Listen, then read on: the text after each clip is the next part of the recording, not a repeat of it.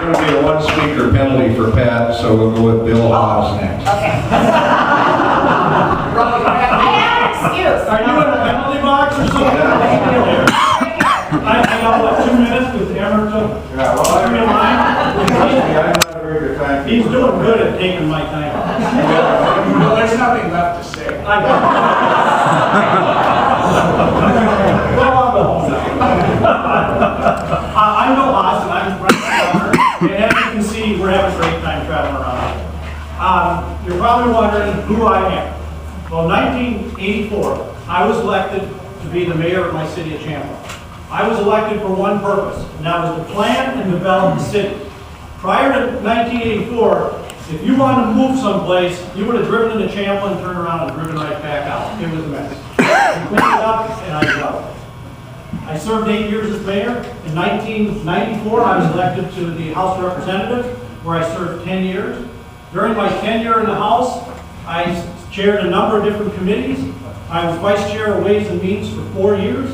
So I have a real good working knowledge of the budget. I work very closely with Dave Bishop and Steve Swigman as we develop all the committee budgets that were presented in the House.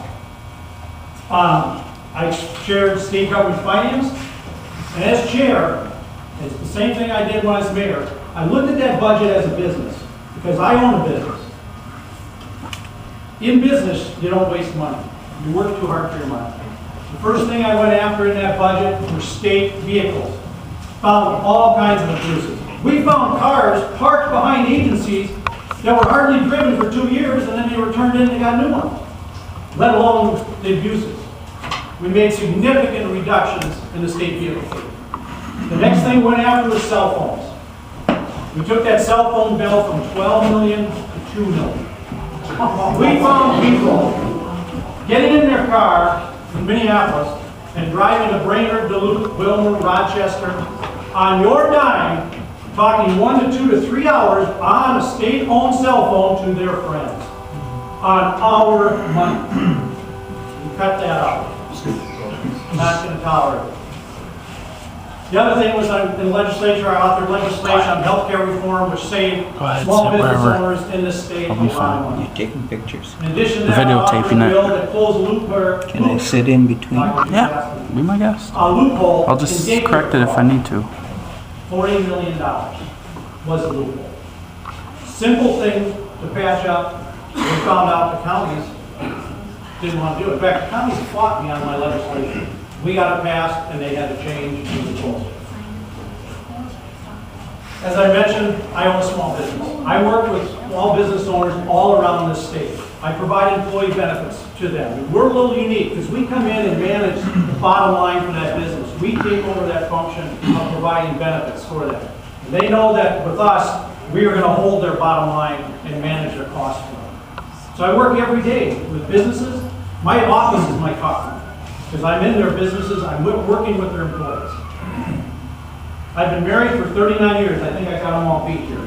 I have 2 grown children and 3 grandchildren. The next governor of the state's got a big job to do. And when you look at that job, there's 4 things that kind of go hand in hand to make it all work. We got to go after spending, taxes, jobs, and the economy. And they all go together. First thing my administration is going to do is get into the spending. Once you're in the budget, under government rule, you're always in the budget. It doesn't work in business. Business, you look at your budget every year. And you look at what's working, what's not working, and you make changes. We'll go to a zero-based budgeting just like business. We'll cut out a lot of waste. We'll get a hold of those dollars and make sure they're accounted. The next thing, we're going to go into the tax system. We're going to simplify it, streamline it, and just take it right down. We're looking at a number of different ideas, and we'll explore a lot of possibilities to lower those taxes. We can accomplish that. That puts more money into your pocket, more money into your business. And business is what you do. You take extra money, you reinvest it, you grow, you hire people, people have money, they spend it in the economy grows. It's a simple concept.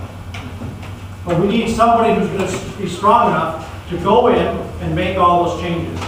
Last year, as I was down in the legislature watching legislation, I was waiting for conference committee to reconvene, and that's watching. I took the time, I don't know if any of you have ever done it, but read the plaques of all the governors. And all the governors, when they were elected, had very unique problems they were facing. But at that time, each time, a Minnesotan stepped forward with the vision and the ability to come up with a good solution to work for Minnesota.